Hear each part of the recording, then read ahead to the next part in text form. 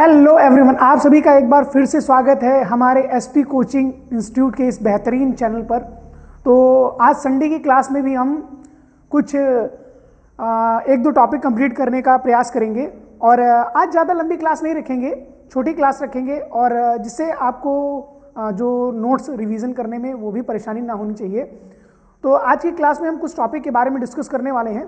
कल जो पीछे वाला टॉपिक पढ़ा रहा था मैं, उसमें एक चीज़ छूट गई थी, मैं उसमें आपको बता दे रहा हूँ। इस वाली स्लाइड में आप ऐड कर लीजिएगा, जहाँ पर हम लोगों ने इसमें सहप्रभाविता के बारे में पढ़ा था। क्या पढ़ा था? सहप्रभाविता। ठीक है, सहप्रभाविता के बारे में पढ़ा था। और इसमें क्या कहेंगे कि कुछ पॉइंट इसमें और भी ऐड कर लीजिएगा। जैसे हम कह दें प्रभाविता। क्या कहते हैं बेटा? प्रभाविता। तो प्रभाविता के लिए अगर हम देखें तो प्रभाविता के लिए यहां पर अगर देखेंगे तो प्रभाविता वाले में कहां पर आपको प्रभाविता दिखेगी।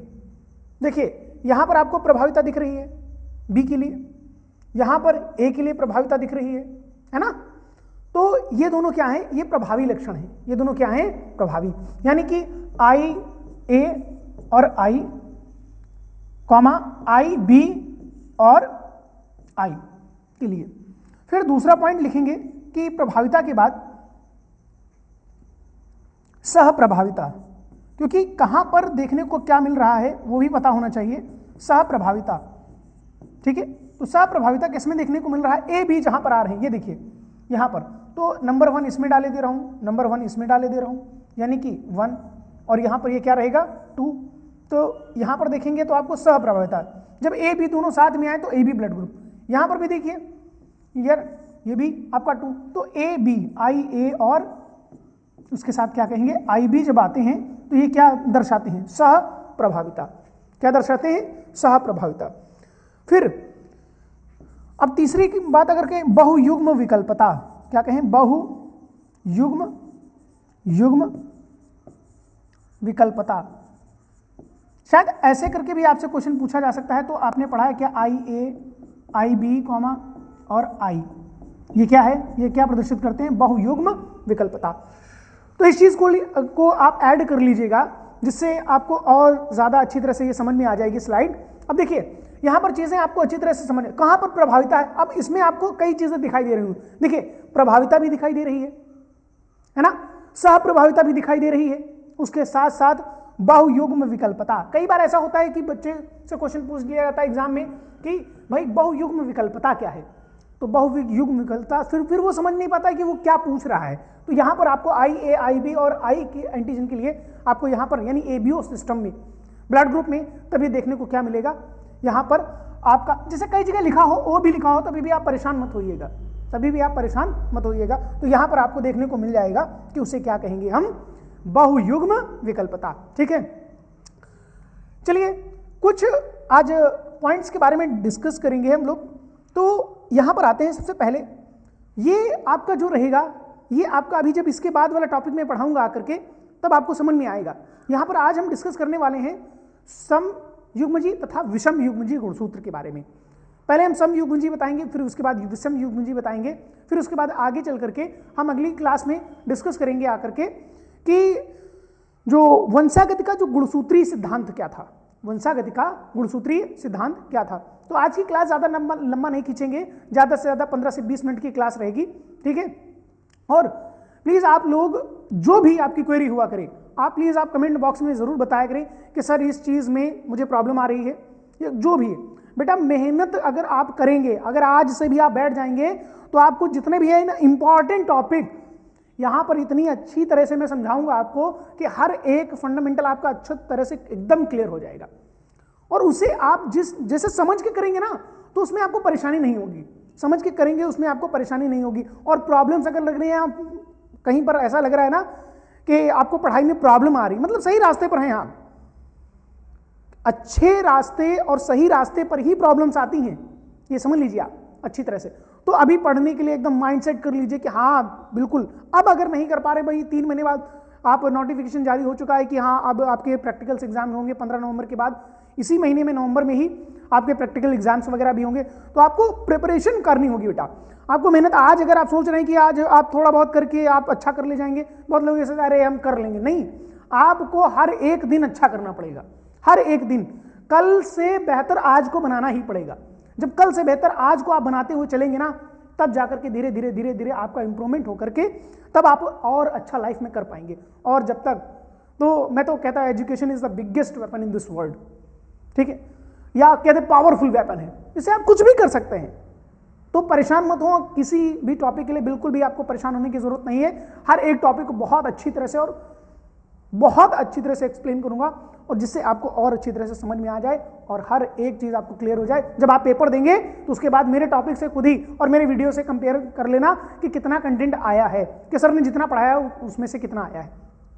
चलिए स्टार्ट कर देते हैं। तो सबसे पहले हम बात करेंगे समयुग्मजी। क्या बात करेंगे? समयुग्मजी, ठीक है, समयुग्मजी, ठीक है। और विषम युग्मजी, युग्मजी। अब देखिए समयुग्मजी को हम कह दें एंड करके समजात। क्या बोले? समजात।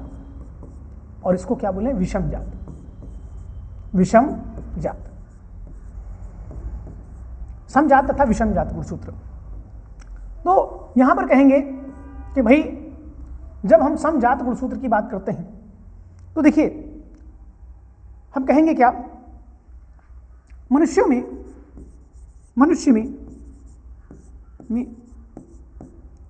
कुल गुणसूत्रों की संख्या, कुल गुणसूत्रों की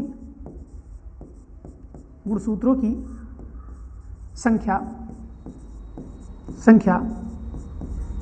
कितनी होती है? बराबर 46, यानी 46 गुणसूत्र होते हैं, ठीक है। और यदि कह दें जोड़े में, क्या कह दें? यदि कह दें हम क्या, जोड़े में अगर कह दें तो 23 गुणसूत्र। देखिए याद रखिएगा कि अगर कह दे कि कितने गुणसूत्र पाए जाते हैं, क्या कह दे अगर कि कितने गुणसूत्र पाए जाते हैं, तो आप क्या बोलेंगे?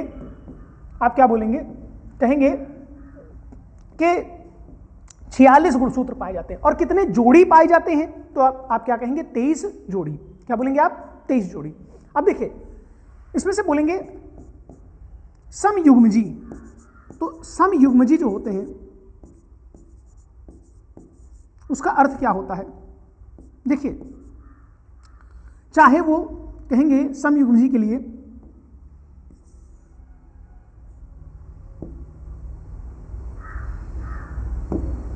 कहेंगे समयुग्मजी का अर्थ है, समयुग्मजी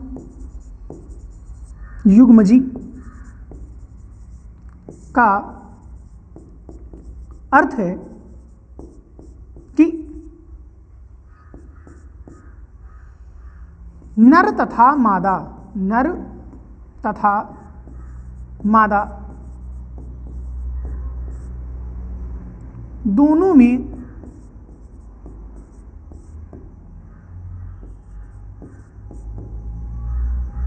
में ही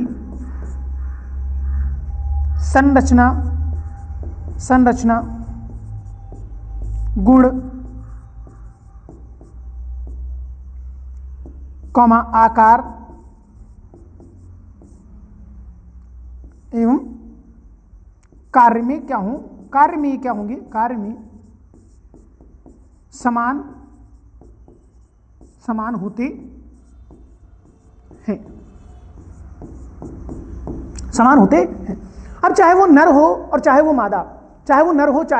मादा, दोनों में समान रूप से वो कार्य करते हैं। जैसे कि हम कह दें ये क्या होते हैं, इनका एग्जाम्पल जैसे 22 जोड़ी। क्या बोलेंगे? 22 जोड़ी क्या होते हैं? गुणसूत्र। इसका एग्जाम्पल है ये इसका क्या है बेटा? एग्जाम्पल है। तो 22 जोड़ी क्या होते हैं? समान होते हैं। 22 जोड़ी क्या होंगे? समान होंगे। लेकिन हम कहेंगे जब बात करेंगे भाई चाहे 1 1 2 और 2, भाई ये नर के लिए बोल रहे हैं और ये किसके लिए बोल रहे हैं? ये मादा के लिए।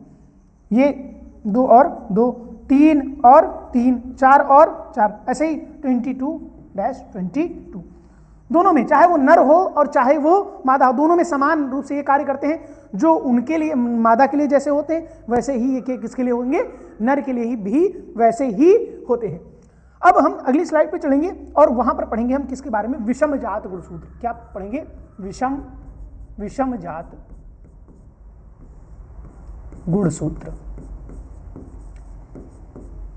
तो जब कभी भी हम विषम जात गुणसूत्र की बात करते हैं तो विषम जात गुणसूत्र यानी कि ये भिन्न होंगे। ये क्या होंगे बेटा, भिन्न होंगे। तो कहेंगे ये एक दूसरे से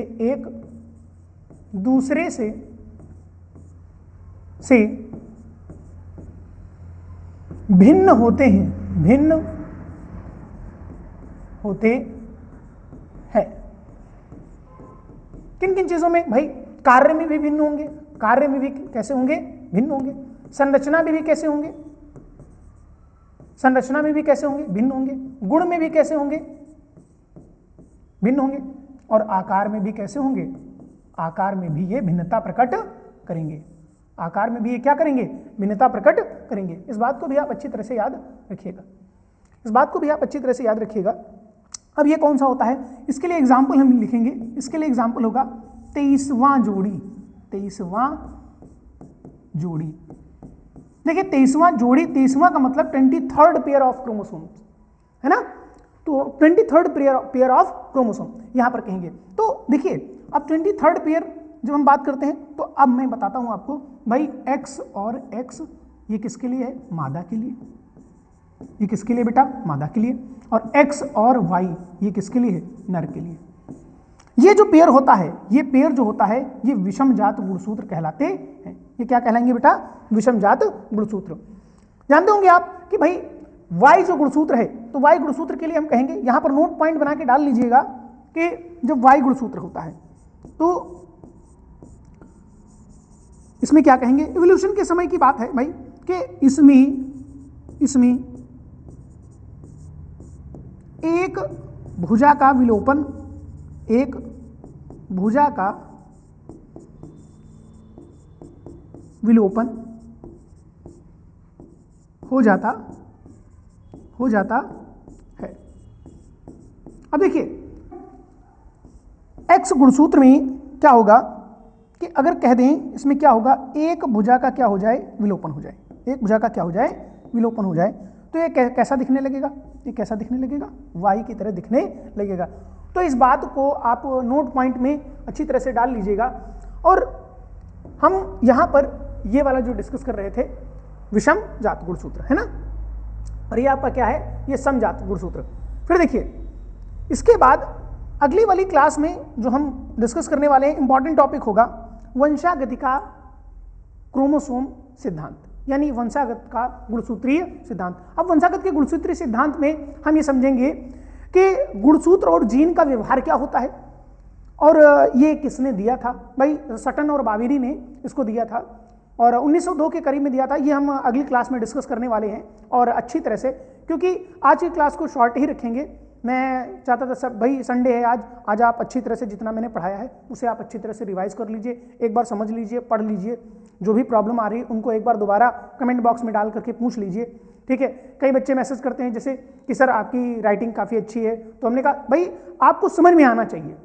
भाई यहाँ पर देखिए एक एक चीज़ को मैं बहुत अच्छी तरह से और क्लियर तरीके से लिखता हूँ आपके लिए, कि हाँ आपको नोट्स बनाने में भी कहीं से प्रॉब्लम ना आए। आप अगर चाहते हैं ना तो ये नोट्स आपको ग्रुप पर भी भेज दिए जाएंगे। अगर आप चाहेंगे, अगर आप कमेंट बॉक्स में लिखेंगे सर ग्रुप हमारे लोगों के लिए क्रिएट कर दीजिए, तो मैं ग्रुप भी बना दूंगा, ऑनलाइन क्लासेस वाले बच्चों के लिए ग्रुप बना दूंगा, और उस पर नोटिफिकेशन वगैरह डालते हैं कि अगला टॉपिक हम कौन सा पढ़ने वाले हैं। तो उससे रिलेटेड जो भी आपको क्वेरी होगी आप मेरे से क्वेरी कोई भी कर सकते हैं कि हाँ सर ऐसा इस टॉपिक को हम पढ़ रहे थे या इसमें दिक्कत आ रही थी। बेटा अच्छी तरह से तैयार हो जाइए और अपने आप को तैयार कर लीजिए, क्योंकि ये जो मौका है ना ये दोबारा कभी लाइफ में आएगा नहीं। आप जितना अच्छा कर ले जाएंगे उतना अपने लिए बेहतर कर ले जाएंगे।